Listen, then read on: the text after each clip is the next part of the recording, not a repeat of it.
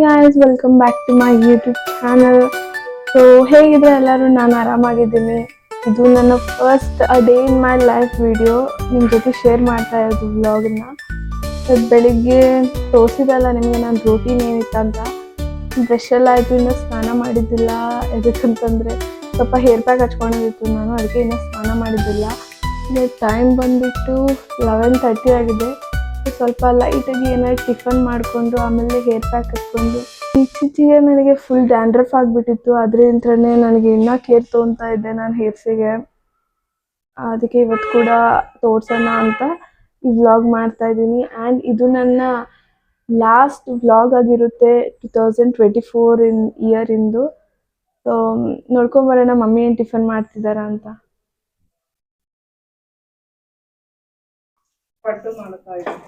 ಅದರ ಜೊತೆ ಧಾರವಾಡ ಕಾಯಿ ಚಟ್ನಿ. ಬೆಳಿಗ್ಗಿಂದ ಎಷ್ಟು ಕೆಲಸ ಮಾಡ್ಯಾರ ನಾನು.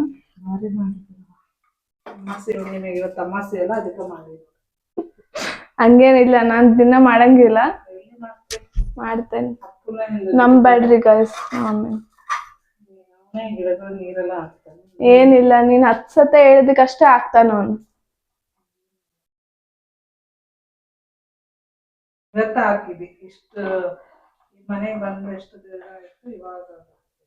ಮೊದಲನ್ನ ನಾನೇ ಹಾಕಿರೋದು. ಚಟ್ನಿ ಅಲ್ಲ, ಚಟ್ನಿ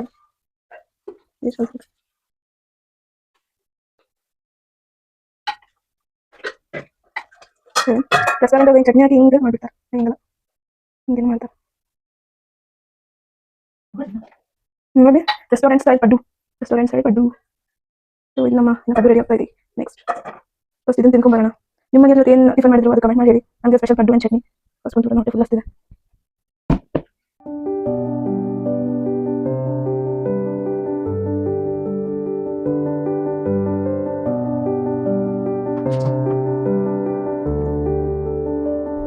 ಸೊ ಈಗ ಜಸ್ಟ್ ನನ್ನ ಟಿಫನ್ ಆಯಿತು.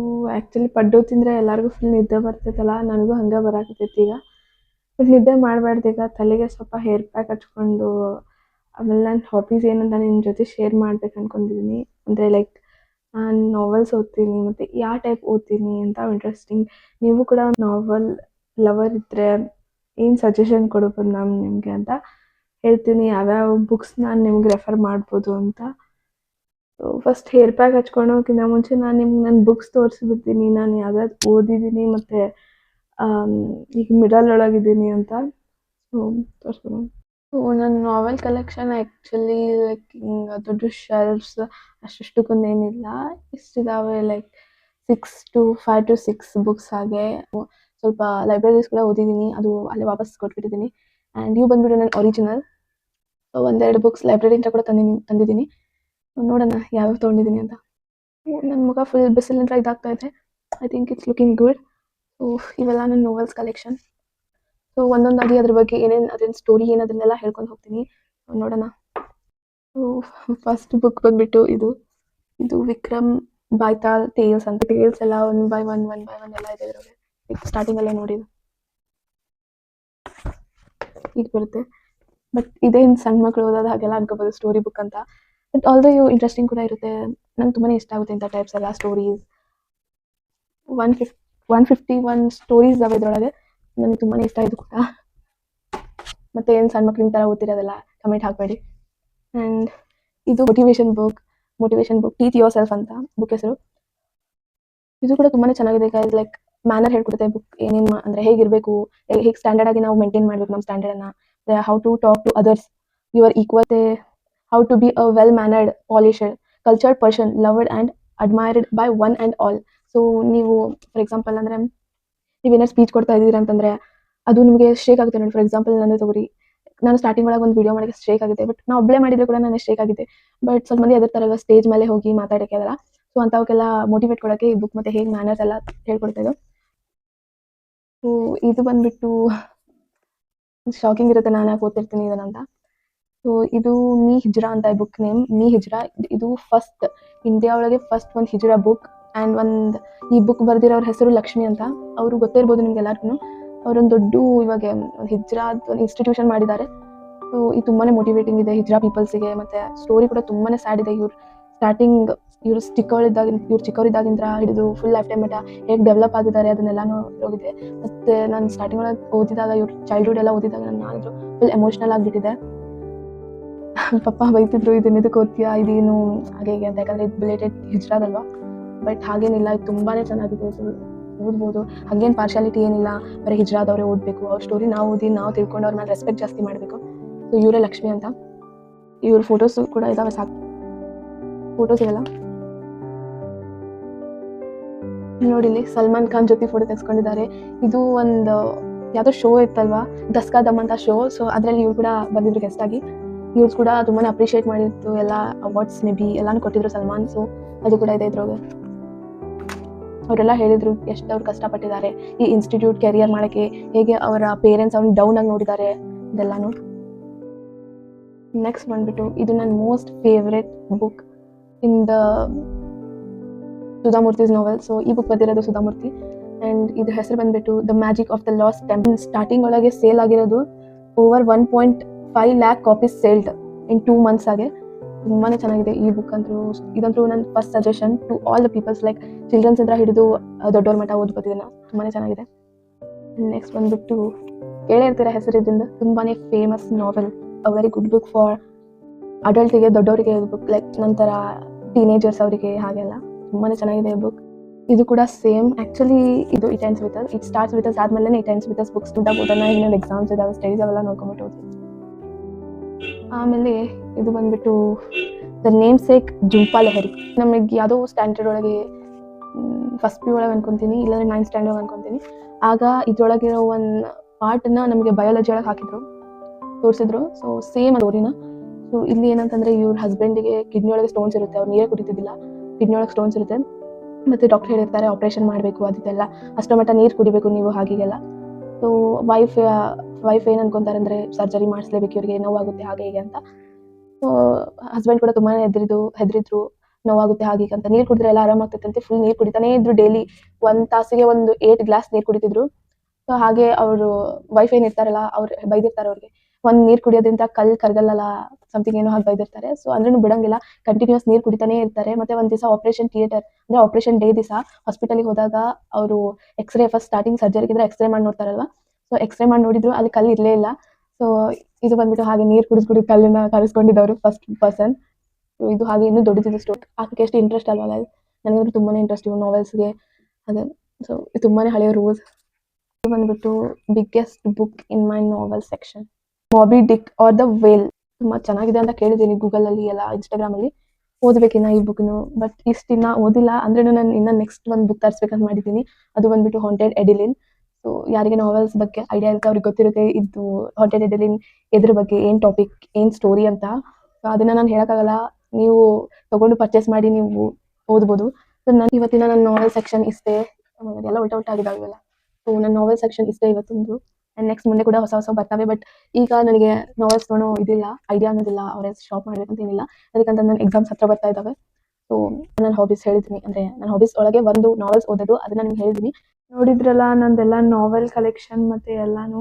ನನ್ನ ಫೀಸ್ ಫುಲ್ ಒಂದು ಟೈಪ್ ಆಗಿದೆ, ಯಾಕಂದರೆ ಇವಾಗ ಟೈಮ್ ಬಂದುಬಿಟ್ಟು 3 o'clock ಆಗಿದೆ, ಇನ್ನೂ ನಾನು ಸ್ನಾನ ಮಾಡಿಲ್ಲ. ಸೊ ಇಲ್ಲಿ ಆ್ಯಕ್ಚುಲಿ ನಾನು ನಿಮ್ಗೆ ಅಪಾಲಜಿ ಕೇಳಬೇಕು, ಐ ಆಮ್ ಸಾರಿ ಗೈಸ್. ಎದಕ್ಕಂತಂದರೆ ನಾನು ಇವತ್ತು ಹೇರ್ ಪ್ಯಾಕಿಂಗ್ ತೋರ್ಸೋಕ್ಕಾಗಲ್ಲ. ಏನು ಟೈಮ್ ಬಂದುಬಿಟ್ಟು 3 o'clock ಆಗಿದೆ. 5:30ಗೆ ನನ್ನ ಕ್ಲಾಸಸ್ ಇದೆ, ಮತ್ತು 5 o'clock ಬಸ್ಸಿಗೆ ಹೋಗಬೇಕು ನಾನು. ಅದಕ್ಕೆ ಇವತ್ತು ತೋರ್ಸೋಕ್ಕಾಗಲ್ಲ. ಅದು ಹಚ್ಕೊಂಡ್ಬಿಟ್ರೆ ಒಂದು 2 hours ಇರಬೇಕು. ನಾನು 3 o'clock ಹಚ್ಕೊಂಡೆ, 3 to 4, 4 to 5 ಅಲ್ಲೇ ಟೈಮ್ ಆಗಿಬಿಡುತ್ತೆ. ಸೊ ನೆಕ್ಸ್ಟ್ ವ್ಲಾಗಲ್ಲಿ ಖಂಡಿತ ಮಾಡ್ತೀನಿ, ಅಪ್ಕಮಿಂಗ್ ವ್ಲಾಗಲ್ಲಿ ನಾನು. So I am sorry guys, but ನಾನು ನಿಮ್ಗೆ ಆಯಿಲ್ ಹೇಳ್ತೀನಿ ಏನು ಹಚ್ಕೊತೀನಿ ಈಗ ಜಸ್ಟ್ ಅಂತ. ಪೂರ್ತಿ ಏನು ಹಚ್ಕೊಳಲ್ಲ, ಜಸ್ಟ್ ಒಂದು 1/2 hour ಹಾಗೆ ಹಚ್ಕೊತೀನಿ ಒಂದು ಆಯಿಲನ್ನು. ನಾನು ಆ್ಯಕ್ಚುಲಿ ಅದನ್ನ ಎಲ್ಲರಿಗೂ ಗೊತ್ತಿರುತ್ತೆ ಕಾಮನ್ ಆಗಿ, ಬಟ್ ಅಂದರೆ ಕೂಡ ನಿಮ್ಗೆ ತೋರಿಸ್ತೀನಿ ನಾನು ಏನು ಆಯಿಲ್ ಹಚ್ಕೊತಾ ಇದ್ದೀನಿ ಈಗ ಜಸ್ಟ್ ಅಂತ. ಸೊ ಮತ್ತೆ ಸಾರಿ ಗೈಸ್, ನಾನು ನಿಮ್ಗೆ ತೋರ್ಸೋಕೆ ಹೇರ್ ಪ್ಯಾಕಿಂದು ನೆಕ್ಸ್ಟ್ ವಿಡಿಯೋದಲ್ಲಿ ಖಂಡಿತ ತೋರಿಸ್ತೀನಿ. ಈಗ ಬಂದ್ಬಿಟ್ಟು ಆಯಿಲ್ ಟೈಮ್ಸ್. ನಾನು ಆಯಿಲಲ್ಲಿ ಏನೇನು ಹಾಕಿದ್ದೀನಿ ಇಂಗ್ರೀಡಿಯೆಂಟ್ಸ್ ಅನ್ನೋದು ಏನಿಲ್ಲ ಗೈಸ್, ಬರೀ ಒಂದೇ ಹಾಕಿದ್ದೆ, ಅದು ಮೆಂತೆ. ಮತ್ತು ಅದರೊಳಗೆ ಸ್ವಲ್ಪ ಆಯಿಲ್ ಹಾಕಿ ಲೈಕ್ ಓವರ್ ನೈಟ್ ಎಲ್ಲನೂ ಇಟ್ಟಿದ್ದೆ ಅದನ್ನು ಸೋಕ್ ಮಾಡೋಕ್ಕೆ. ಮತ್ತು ಆ್ಯಕ್ಚುಲಿ ಇದು ಒಂದು 2 days ಆಗಿದೆ ಇದು ಇಟ್ಟು. ಏನಾಗಲ್ಲ 2 days ಆದರೆ ಕೂಡ, ಇನ್ನೂ ಒಳ್ಳೆಯದು 2 days ಆದರೆ. ನಾನು ಮೊದಲೇ ಹೋದ್ವಿ ಹಚ್ಕೊಂಡಿದ್ದೆ, ಮತ್ತು ತಮ್ಮ ಪಪ್ಪ ಹಚ್ಕೊತಾರೆ ಅಂತ ಹೇಳಿದರು, ಅದಕ್ಕಾಗಿ ಉಳಿಸಿದ್ದೆ. ಬಟ್ ಅವ್ರು ಹಚ್ಕೊಳ್ಳೇ ಇಲ್ಲ ಲಾಸ್ಟಿಗೆ, ಅದಕ್ಕೆ ಮತ್ತೆ ನಾನೇ ಹಚ್ಕೊತಾ ಇದ್ದೀನಿ. ಇದ್ರೊಳಗೆ ಇನ್ನು ಸ್ವಲ್ಪ ಆಯಿಲ್ ಹಾಕ್ತಾ ಇದ್ದೀನಿ, ಕೊಕೊನಟ್ ಆಯಿಲ್.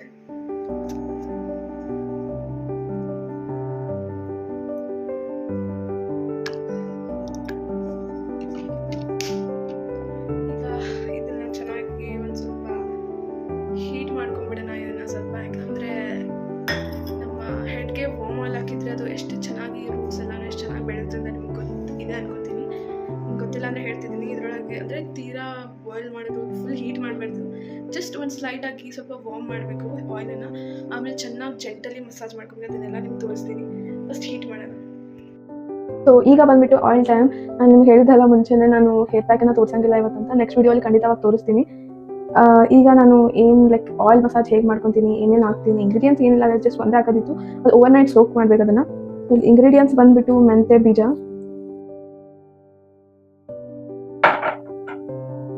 ಕಾಣ್ತಿದ್ದಲ್ವಾ ಮೆಂತೆ ಬೀಳ್ತಾ ಇದೆ. ಸೊ ಈ ಮೆಂತೆನ ಹಾಕಿದ್ದೀನಿ. ಓವರ್ ನೈಟ್ ಎಲ್ಲ ಸೋಕ್ ಮಾಡ್ಕೊಂಡಿಟ್ಟಿದ್ದೆ, ಅದು ಇಲ್ಲಿದೆ. ಆ್ಯಕ್ಚುಲಿ 2 days ಆಗಿದೆ ಇದು ನಾನು ಸೋಕ್ ಮಾಡಿಟ್ಟು. ಹೋದ್ವಿ ಕೂಡ ಹಚ್ಕೊಂಡಿದ್ದೆ. ಅಂದರೆ ಅಂತಾರೆ ಅದು ಹೇರ್ಗೆ ತುಂಬಾ ಒಳ್ಳೆಯದು ಮೆಂತೆ ಅದೆಲ್ಲ. ಅದು ಮತ್ತು ಚೆನ್ನಾಗಿ ಬೆಳೆಯುತ್ತೆ, ಹೇರ್ಸ್ ರೂಟ್ಸ್ ಎಲ್ಲನೂ ಇದಾಗುತ್ತೆ ಅಂತ ಇದನ್ನು ಹಚ್ಕೊತಾ ಇದ್ದೆ. ಆಯಿಲಿಂದ ಸೋಕ್ ಮಾಡಿದ್ದೆ ನಾನು, ಮತ್ತು ನೀರಿಂದ ಮಾಡ್ಕೋಬೇಡಿ. ಆಯಿಲಿಂದ ಸೋಕ್ ಮಾಡಿ ಇಟ್ಕೊಂಡಿದ್ದೆ. ಅದನ್ನ ಒಳಗಿರೋ ಎಲ್ಲಾನು ಅದು ಹೊರಗೆ ಬರಬೇಕು, like in the form of bubbles ಆಗಿ ಬರುತ್ತೆ. ಕಾಣುವತ್ತು ತೋರಿಸ್ತೀನಿ ನಿಮಗೆ. ಇದರೊಳಗೆ ಇನ್ಸಾಪ್ ಆಯಿಲ್ ಹಾಕ್ಕೊಂಡು ಒಂದು ವಾರ್ಮ್ ಆಗಿ ಒಂದು 5 seconds ಮಟ್ಟ ನಾವು ಹೀಟ್ ಮಾಡ್ಕೋಬೇಕು. ವಾರ್ಮ್ ಆಗಿರಬೇಕು, ಮತ್ತು ಹೀಟ್ ಆಗಿಬಿಟ್ರೆ ಚೆನ್ನಾಗಲ್ಲ. ಅದು ವಾರ್ಮ್ ಆಗಿದ್ರೆ ನಮ್ಮ ಹೇರ್ಗೆ ಎಲ್ಲ ರಿಲೀಫ್ ಇರುತ್ತೆ, ಜೆಂಟಲಿ ಮಸಾಜ್ ಮಾಡ್ಕೊಳೋದು ಎಲ್ಲ. ಓಕೆ, ಈಗ ಸ್ವಲ್ಪ ಹೀಟ್ ಮಾಡಿಬಿಡೋಣ ಇದನ್ನು. ಇನ್ನು ಸ್ವಲ್ಪ ಆಯಿಲ್ ಹಾಕ್ಕೊಂಡು, ಅಂದರೆ ನಿಮ್ಮ ಹೇರ್ಗೆ ಎಷ್ಟು ಬೇಕಷ್ಟು ಆಯಿಲ್ ಹಾಕ್ಕೊಡಿ. ನನಗೆ ಎಷ್ಟು ಬೇಕು ನಾನು ಹಾಕ್ಕೊಂಡಿದ್ದೀನಿ ಇಲ್ಲಿ. ಇದನ್ನು ಓವರ್ ನೈಟ್ ಎಲ್ಲ ಸೋಕ್ ಮಾಡ್ಕೊಂಡಿರ್ಬೇಕು. ಅದು ಆಮೇಲೆ ಮಾರ್ನಿಂಗ್ ಎದ್ದೋಷ್ಟೊತ್ತಿಗೆಲ್ಲ ಅದು ಇದಾಗುತ್ತೆ, ಬಬಲ್. ಈಗ ಹೊಗೆ ಬರಕತ್ಬಿಡುತ್ತೆ, ಅಂದರೆ ತುಂಬಾ ಹೀಟ್ ಆಗಿಬಿಟ್ಟಿದೆ ಇದು. ಸೊ ಇಷ್ಟೇ. ಈಗ ಬಬಲ್ ಇಲ್ಲ, ಯಾಕಂದರೆ ನಾನು ಇದನ್ನು ಹೀಟ್ ಮಾಡ್ತಾ ಇದ್ದೀನಿ ವಾರ್ಮ್ ಆಗಿ. ಈಗ ನಮ್ಮ ಮೆಂತೆ ಆಯಿಲ್ ರೆಡಿ ಆಗಿದೆ. ಸೊ ಅದನ್ನು ಹಚ್ಕೋಬೇಕು ಚೆನ್ನಾಗಿ. ಹಚ್ಕೊಂಡು ಒಂದು 20 minutes to 30 minutes ಮಟ್ಟ ಹಾಗೆ ಹಚ್ಕೊಂಡು ಆಮೇಲೆ ಅದನ್ನು ಚೆನ್ನಾಗಿ ವಾಶ್ ಮಾಡ್ಕೋಬೇಕು. ಇಲ್ಲಿ ನೋಡ್ಬೋದು ಕಲರ್ ಹೇಗೆ ಕಾಣ್ತಾ ಇದೆ ಅಂತ. ಹಚ್ಕೊಬಿಡೋಣ ಆಯಿಲ್ ತಲೆಗೆ. ಇಷ್ಟು ದಪ್ಪ ಆಗಿತ್ತು, ತುಂಬಾ ಉದ್ದ ಕೂಡ ಇತ್ತು, ತುಂಬಾ ಚೆನ್ನಾಗಿತ್ತು ನನ್ನ ಹೇರ್ ಸ್ಟಾರ್ಟಿಂಗಲ್ಲಿ.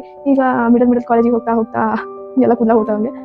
ನಂದು ಇಲ್ಲಿ ಫೋಟೋ ಹಾಕಿರ್ತೀನಿ ಇಲ್ಲಿ ನಾನು ಮೊದಲು ಹೇರ್ಸ್ ಹೇಗಿದ್ದು ಅಂತ.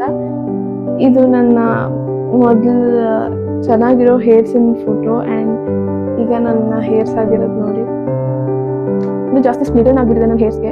ಮತ್ತು ಕಟಿಂಗ್ ಮಾಡಿಸ್ತಾ ಇದ್ದೆ, ಆಲ್ಸೋ ಸ್ಪ್ಲಿಡನ್ಸ್ ಜಾಸ್ತಿ ಆಗ್ತಾ ಇತ್ತು. ಅವ್ರು ಏನಂದಿದ್ರು, ನೀವು ಲೈಕ್ ಲೇಯರ್ ಕಟಿಂಗ್ ಆರೆಲ್ಸ್ ಅಂತ ಏನಾರು ಮಾಡ್ಕೊಂಡು ಹೋದ್ರೆ ನಿಮ್ಮ ಕೂದಲ ಮತ್ತೆ ಬೆಳೆಯುತ್ತೆ ಆಗ ಚೆನ್ನಾಗಿ ಆಗಿ ಅಂತ.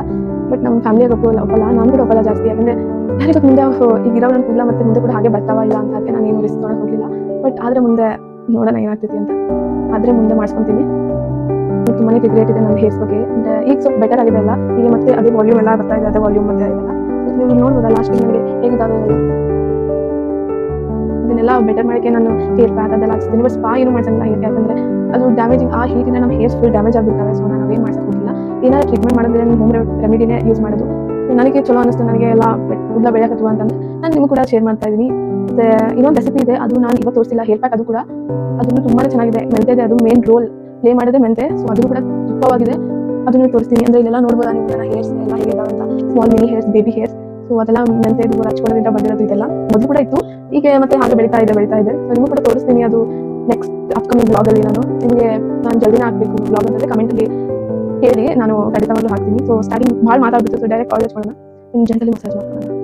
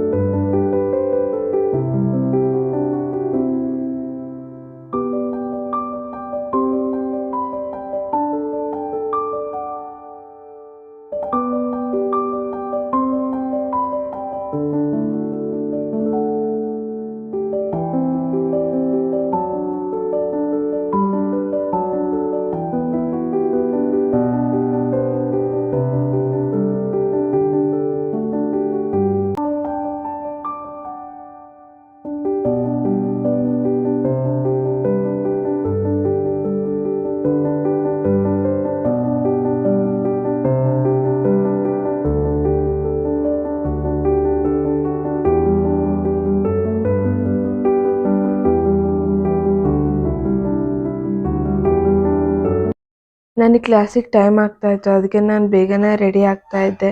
ಡೈರೆಕ್ಟ್ ನಾನು ಡ್ರೆಸ್ ಹಾಕ್ಕೊಂಡು ರೆಡಿಯಾಗೇ ನಿಮಗೆ ತೋರಿಸಿದ್ದೆ ಎಲ್ಲನೂ. ಸೊ ನಾನು ಅದಕ್ಕೆ ಬೇಗನೆ ರೆಡಿ ಆಗ್ತಾಯಿದ್ದೆ. ಕ್ಲಾಸ್ ಲೇಟ್ ಆಗಿಬಿಟ್ಟಿತ್ತು ತುಂಬಾ. ಟೈಮ್ 5:15 ಆಗಿತ್ತು, ಮತ್ತು ಇನ್ನೊಂದು 15 ಮಿನಿಟ್ಸಿಗೆ ನನ್ನ ಕ್ಲಾಸ್ ಸ್ಟಾರ್ಟ್ ಆಗ್ತಾಯಿತ್ತು. ಅದಕ್ಕೆ ಹೊರಗೆ ಬಂದಿದ್ದೆ ನಾನು ರೆಡಿಯಾಗಿ.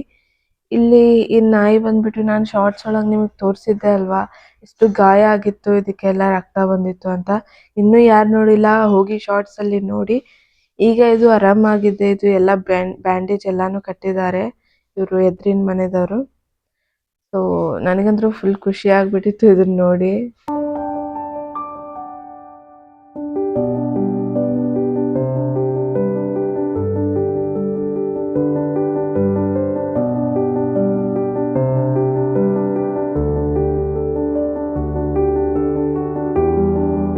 ಸೊ ಇವತ್ತಿನ ವ್ಲಾಗ್ ಇಷ್ಟೇ. ಇನ್ನೂ ಯಾರು ಸಬ್ಸ್ಕ್ರೈಬ್ ಮಾಡಿಲ್ಲ ಬೇಗ ಮಾಡಿ, ಲೈಕ್ ಆ್ಯಂಡ್ ಶೇರ್ ಮಾಡೋದು ಮರಿಬೇಡಿ.